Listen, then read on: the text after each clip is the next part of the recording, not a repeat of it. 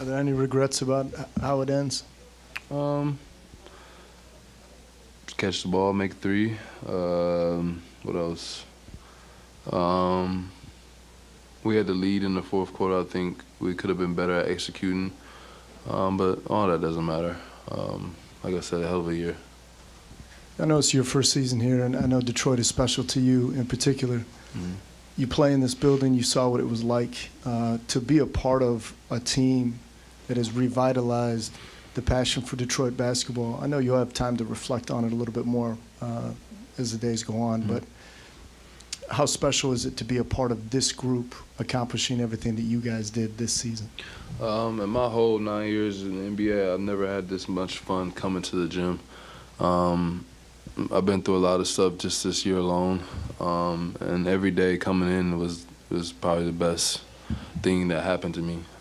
Coach JB and Trajan did an amazing job making sure when you come in here, it's fun, it's energetic, it's a place where you want to be, and it's definitely a place I want to be. And to be here, you know, my mom's hometown. I grew up here a lot in the summer times. To be able to perform in front of the city is huge, and I'm glad I got a chance to do that.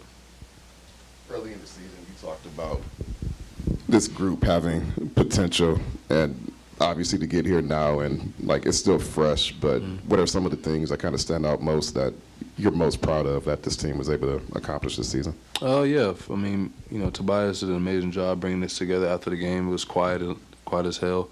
You know, he came in and said, look, man, it sucks, but, you know, we had a hell of a year. What we did was nobody believed in us.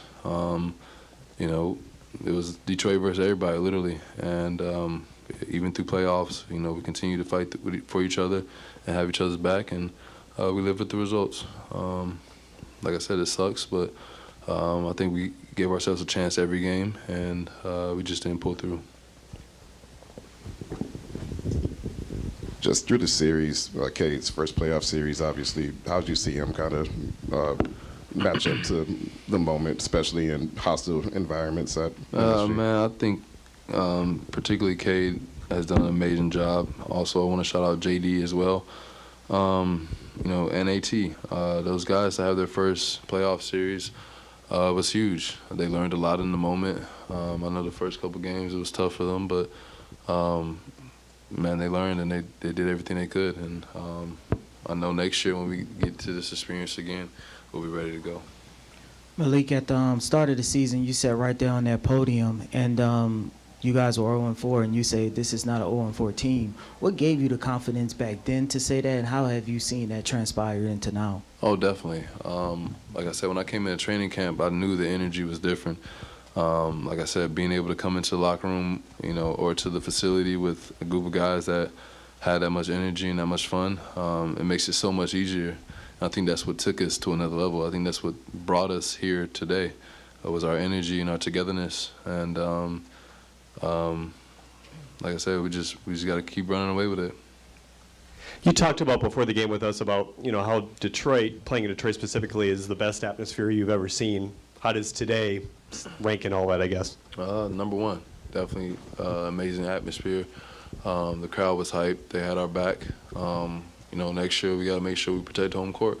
For us to get 2 wins in the Garden, we get 1 or 2 wins here, man, you know, we close it out. So it's like a learning experience. Like I said, and it's not the end of the world.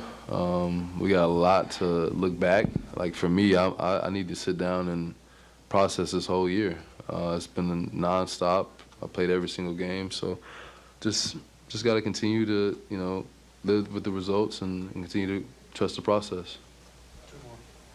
In establishing the foundation this season, you know, there was a lot said about what J.B. Bickerstaff has meant to this team. Kind of talk about his leadership and, you know, what he meant to you guys during this playoff series. Bickerstaff is huge for us. Like I said, I told everybody before, he was like an uncle to us. You know, he doesn't feel like a coach. He feels like that cool uncle that obviously you want to listen to. And then, you know, practice days, he's always catering to us. He'll make the coaches switch. He'll be like, it's a players' league and stuff like that. Coach JB is hilarious, man. He's a great coach. He stayed on my tail about getting back on defense when I shimmy in. So Nah, he's an amazing human as well. Him and his family, and you can tell that we followed behind him. He was a leader, and we all followed behind him and trusted him. And after those first couple of games, we all believed it, and that's where it took it to another level.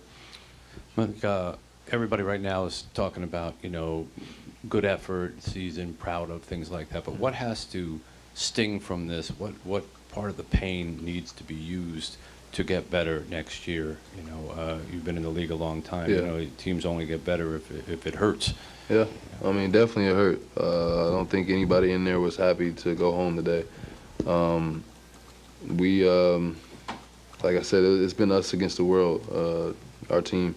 And so for us to stay together, for us to build on it, I think obviously the pain hurts. AT was pissed that, he is the best defender in the world, and he should have felt like he got to stop on that last possession. I'm the best shooter in the world. I feel like I should have got on the best in the last possession. So with that being said, like, you can't dwell on it too much. You gotta get ready for the next season. It's my favorite part of the season, the off season. It's where I get better, and you just gotta stay in tune with the guys and continue to get better this whole summer. Thank you.